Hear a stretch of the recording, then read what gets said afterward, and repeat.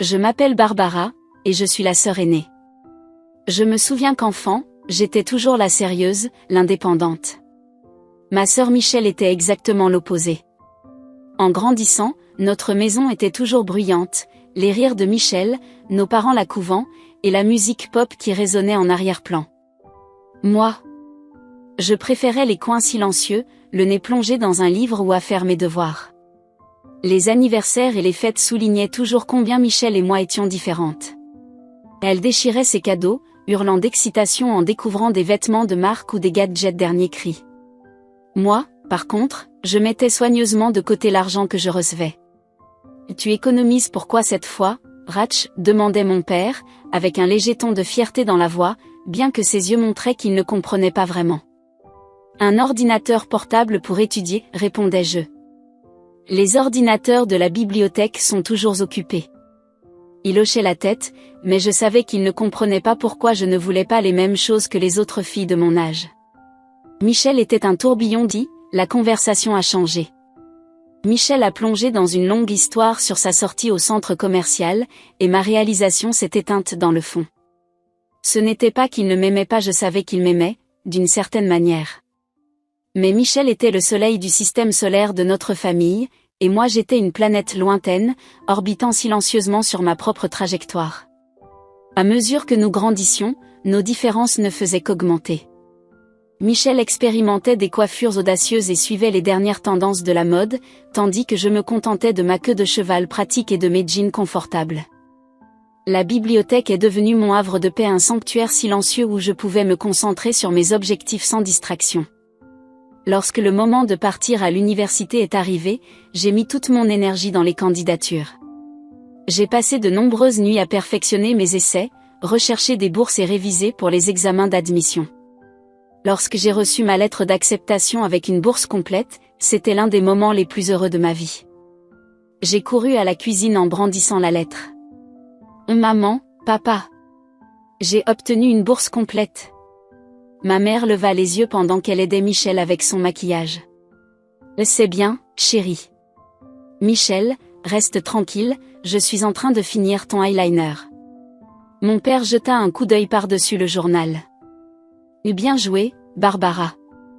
On n'attendait pas moins de toi. » Le manque d'enthousiasme m'a fait mal, mais j'étais déjà habituée. Je suis retournée dans ma chambre en serrant la lettre. C'était ma chance de partir enfin, de prouver ma valeur. Pendant ce temps, Michelle n'avait même pas réussi à terminer le lycée. Le jour où elle est rentrée avec son bulletin plein de mauvaises notes, j'ai pensé que nos parents seraient enfin déçus. Mais au lieu de cela, ils l'ont entourée de soutien. « Ah, ma chérie, ne t'inquiète pas, » dit ma mère en caressant ses cheveux. « L'université n'est pas faite pour tout le monde. Tu as tant d'autres talents. » Mon père hocha la tête. « C'est ça, princesse. Tu trouveras ta voie. » Je n'arrivais pas à y croire. « Vous êtes sérieux ? Elle a à peine réussi. » Ma mère me lança un regard sévère. « Barbara, ne sois pas cruelle. Ta sœur a d'autres dons. » Je mordis ma langue et m'éloignai. Peu importe ce que j'accomplissais, Michelle serait toujours leur préférée. L'université fut un nouveau départ. Pour la première fois, j'étais entourée de gens qui valorisaient le travail acharné et l'ambition. Je me suis consacrée à mes études, déterminée à tirer le meilleur parti de cette chance. Un jour, au cours de ma 2e année, j'ai reçu un appel de chez moi. C'était Michelle, toujours aussi enthousiaste. « Ratch, devine quoi ? Je pense à faire quelques cours de beauté. Maman et papa trouvent que c'est une super idée. » Je voulais lui parler de mon projet de recherche ou de mon stage d'été, mais je savais qu'elle ne s'en soucierait pas. Après avoir raccroché, je me sentais frustrée, en même temps, motivée. J'étais sur ma propre voie et je ferais en sorte que ça vaille le coup. Les années ont passé vite. Tandis que Michelle passait d'un cours de beauté à l'autre sans rien finir, j'ai obtenu mon diplôme avec mention. J'ai décroché un emploi dans une grande entreprise avant même d'avoir mon diplôme. Emménager dans mon propre appartement fut un moment doux amer. En déballant mes quelques affaires, je pensais à quel point ma vie était différente de celle de Michelle. Elle était toujours à la maison, dorlotée par nos parents, tandis que moi, j'étais debout toute seule, prête à affronter le monde. Les premiers mois dans mon travail ont été un tourbillon. J'ai travaillé plus d'heures que quiconque, déterminé à me faire remarquer.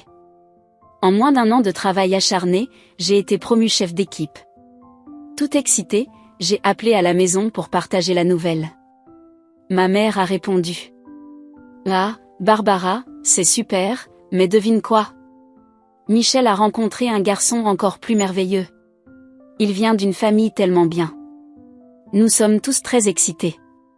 Pendant qu'elle parlait du nouveau petit ami de Michel, ma promotion semblait disparaître en arrière-plan.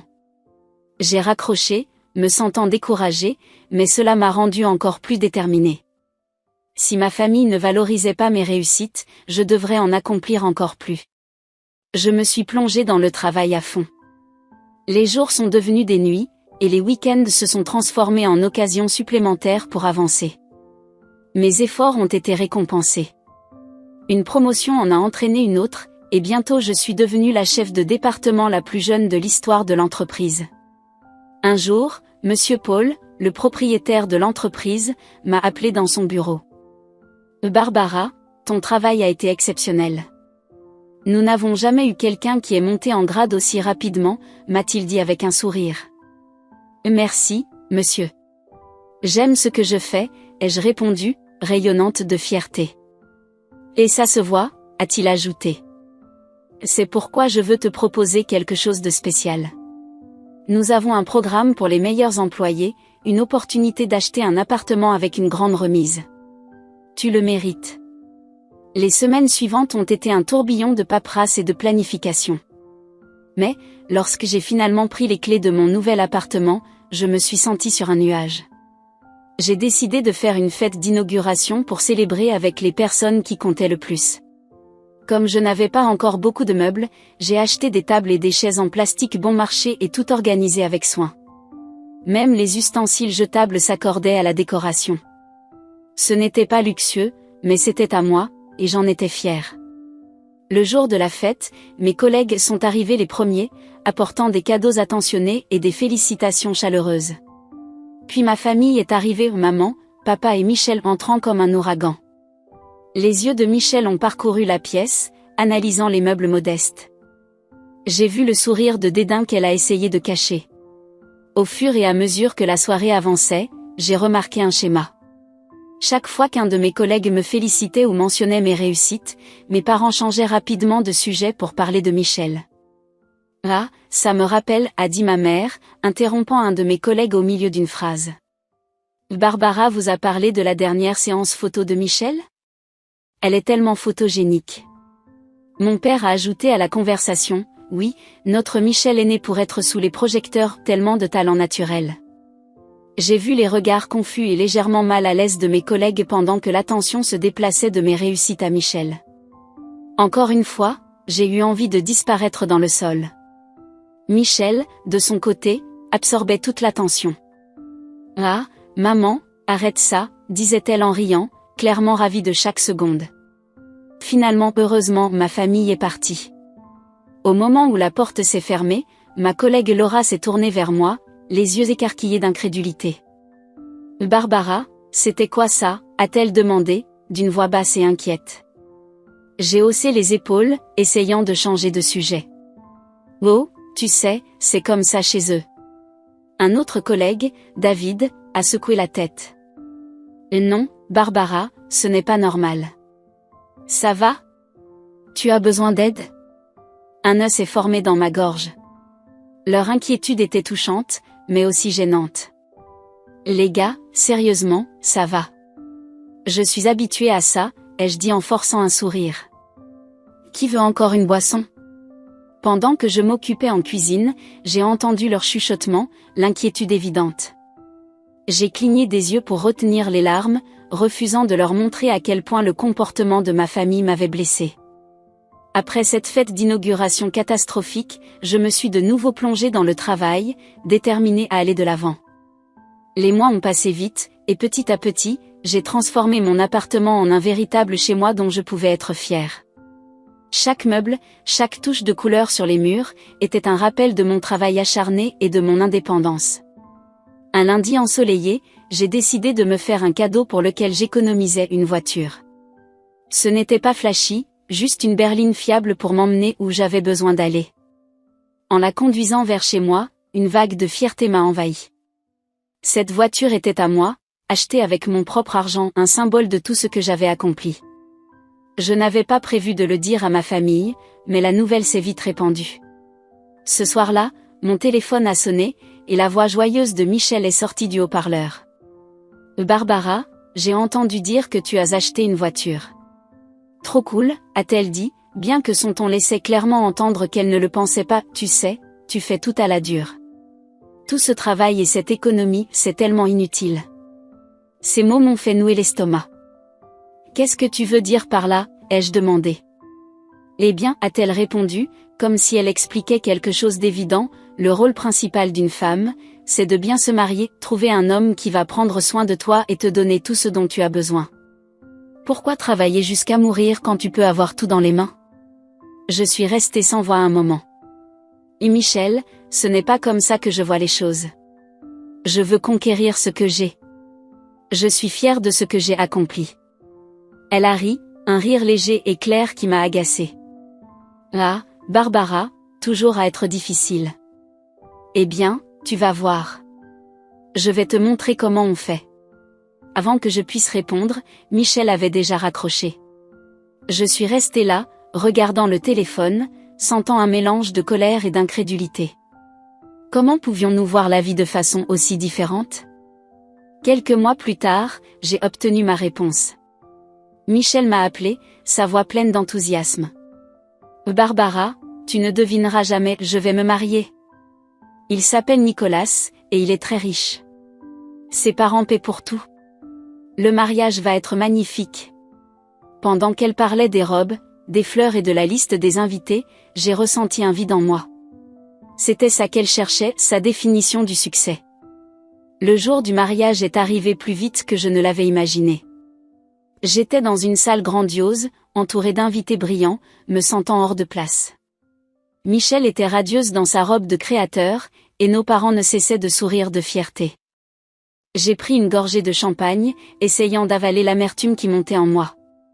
Est-ce que mes parents m'avaient déjà regardé avec autant de fierté ? Ont-ils déjà été aussi heureux de quelque chose que j'avais accompli ? Au fur et à mesure que la soirée avançait, je me sentais de plus en plus comme une étrangère. Michel prospérait sous les projecteurs, charmant les invités et attirant toute l'attention. Nos parents se présentaient à tout le monde, annonçant fièrement « Nous sommes les parents de la mariée ». En rentrant chez moi, dans ma voiture modeste, me dirigeant vers mon appartement simple, je n'ai pas pu m'empêcher de me demander si j'avais fait les mauvais choix.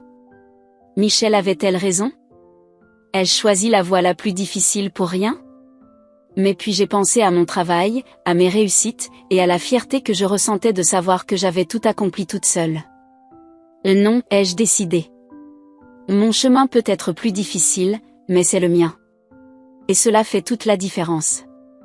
Après le mariage de Michel, la vie est revenue à la routine. Le travail me gardait occupée, mais les appels de ma mère étaient devenus une interruption régulière et indésirable. Chaque conversation suivait le même schéma. « Barbara, ma chérie, » commença ma mère, sa voix débordant de douceur fausse, « tu ne vas pas croire ce que Michel est en train de faire. » Je me suis préparée pendant qu'elle commençait encore une histoire sur la vie fabuleuse de Michel. Elle a été invitée aux événements les plus exclusifs, tu sais ? Notre Michel, se frottant à la haute société. Un jour, après un appel particulièrement épuisant, je n'ai plus pu me retenir. « Maman, c'est génial pour Michel » dis-je, laissant la frustration se faire entendre dans ma voix. « Mais tu ne veux pas savoir ce qui se passe dans ma vie ?» Il y eut une pause, puis ma mère dit, d'un ton condescendant. « Oh, ma chérie, bien sûr que ça nous intéresse, mais tu devrais vraiment apprendre de ta sœur. Sois plus glamour. Pourquoi travailler autant pour avoir si peu, quand tu pourrais avoir tout dans les mains ?» Quelques semaines plus tard, j'ai reçu une invitation. Michel et Nicolas donnaient une fête pour inaugurer leur nouvel appartement de luxe, un cadeau de ses parents, bien sûr. Le soir de la fête, je me suis retrouvée dehors, devant le bâtiment de Michel et Nicolas, me sentant toute petite. J'ai lissé ma robe simple, pris une profonde inspiration et suis entrée. L'appartement était éblouissant. Chaque surface brillait, et chaque meuble semblait coûter plus que ce que je gagnais en une année. Mes parents étaient déjà là, émerveillés par chaque détail. J'ai essayé de rester en retrait, mais Michel m'a repéré presque immédiatement. Elle est venue vers moi, tenant une coupe de champagne, ses yeux me scrutant de haut en bas.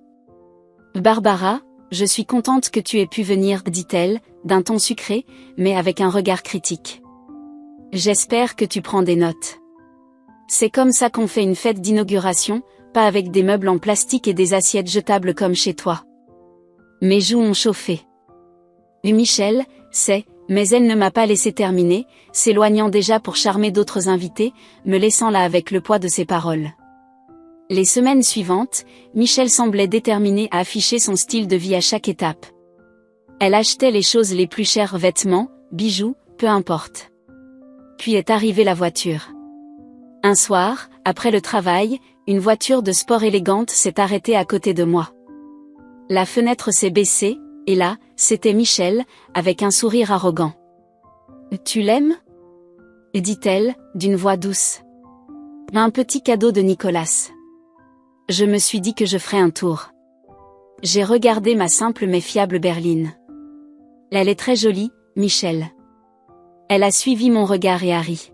« Ah, Barbara, toujours contente de peu.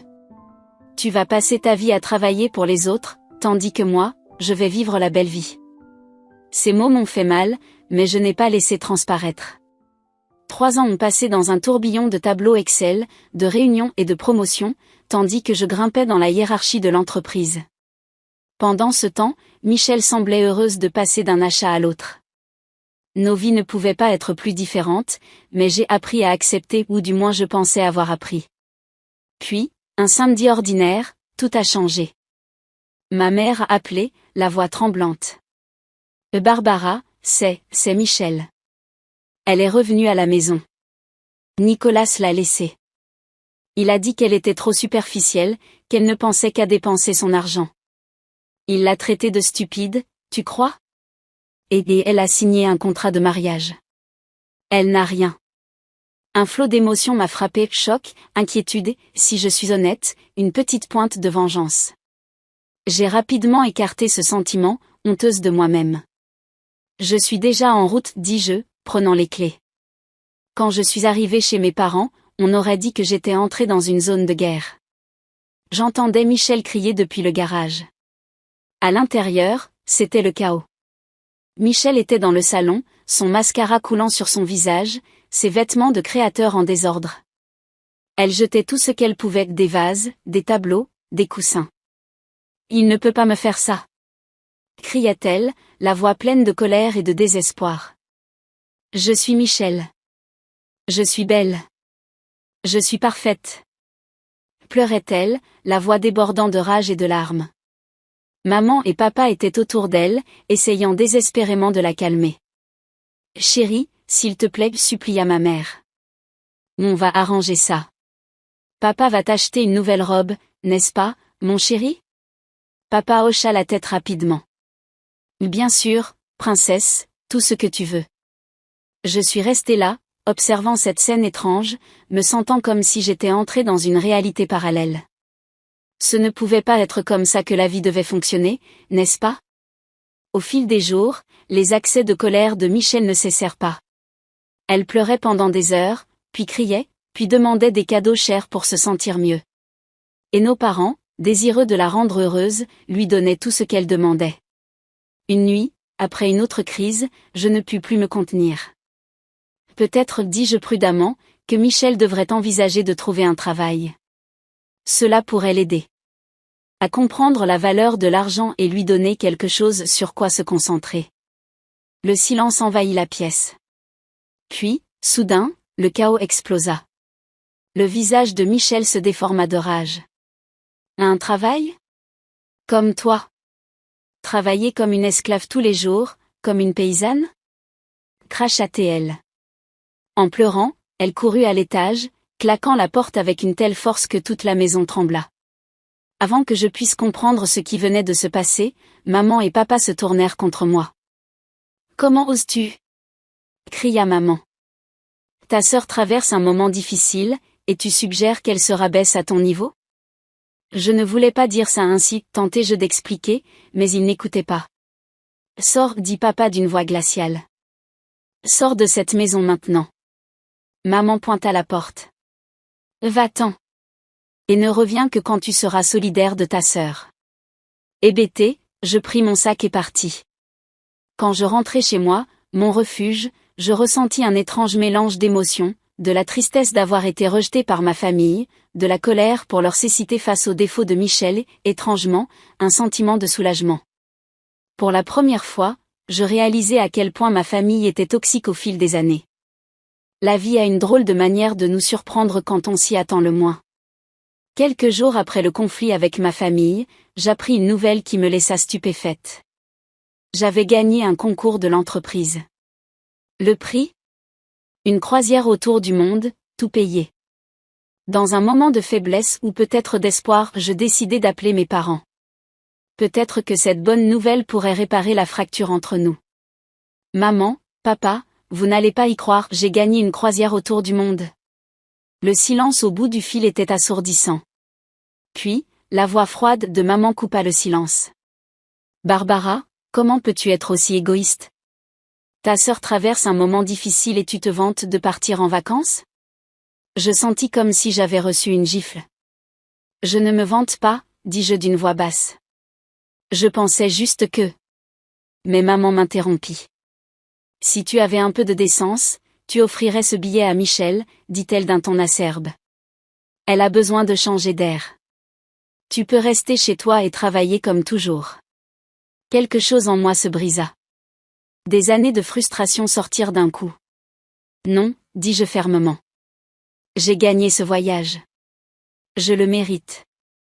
Je ne vais pas abandonner ça parce que Michel a fait de mauvais choix. Je vais partir. Les semaines suivantes furent floues tandis que je me préparais. Je fis mes valises, réglai tout au travail, le jour du départ, je fis quelque chose que je n'avais jamais fait auparavant, j'éteignis mon téléphone. Pour la première fois depuis des années, je me sentis libre. La croisière fut tout ce que j'avais rêvé. Je vis des couchers de soleil magnifiques à Malte, explorer des ruines antiques en Roumanie et me promener dans les rues animées de Singapour. J'étais simplement Barbara, pas la grande sœur responsable, pas la déception de la famille, juste moi. Quand le navire accosta de nouveau chez nous, la réalité me frappa. Je rallumai mon téléphone, m'attendant à une avalanche de messages, mais il n'y en avait que quelques-uns de mes parents. Me sentant plus légère qu'elle ne l'avait été depuis des années, je rentrai chez moi. Quand je m'approchai de mon appartement, j'entendis des bruits à l'intérieur. Mon cœur s'emballa, quelqu'un avait-il cambriolé? J'ouvris la porte prudemment, et là elle était. Michel.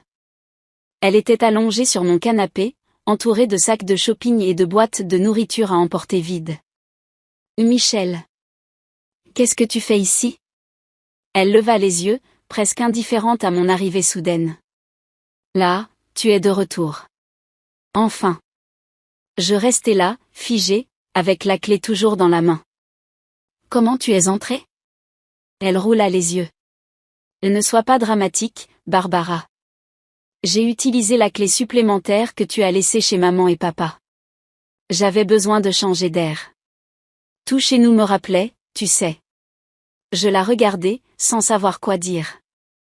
Je suis désolée, murmurai-je, prenant mes clés de voiture et partant.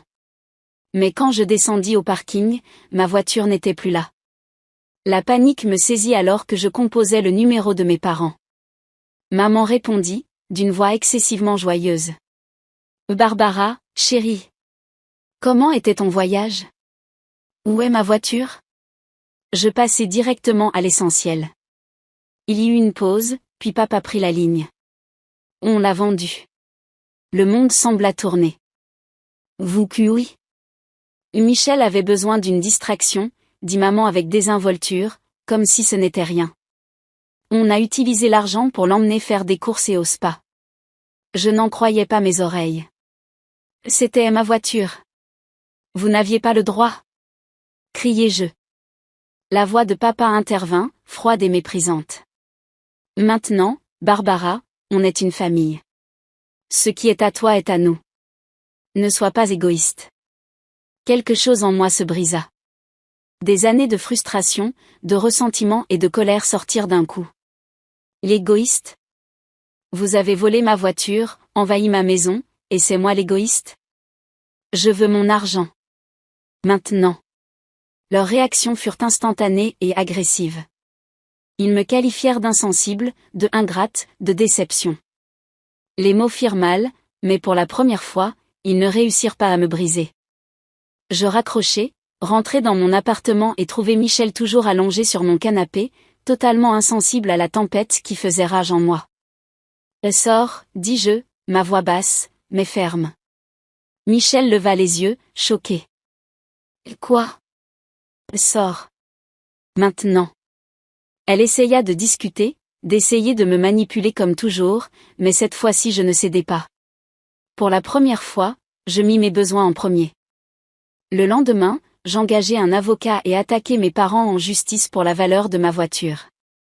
Ils furent furieux, menaçant de me déshériter et de me priver du testament, mais je n'abandonnai pas. L'affaire alla au tribunal.